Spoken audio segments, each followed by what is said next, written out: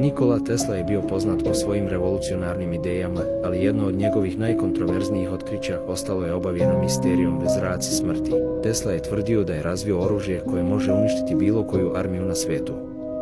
Nazvao ga je Teleforce, a opisao je kao uređaj koji emituje snažan koncentrisani snop energije, sposoban da sruši avione, uništi tenkove i zaustavi neprijateljske vojske na velikim razdaljinama. Teslina vizija nije bila osveta ili ratovanje. Verovao je da bi zraci smrti mogli biti korišćeni kao odbrambeni štit, svaka zemlja bi imala tehnologiju koja bi je činila nezaustavljivom, čime bi se ratovi potpuno eliminisali. Nakon Tesline smrti, FBI je zaplenio sve njegove zapise. Među njima su navodno bili i planovi za zrake smrti. Ipak, do danas niko nije uspeo da pronađe konkretne dokaze o njihovoj konstrukciji. Mnogi skeptici tvrde da je Tesla preveličavao svoje ideje.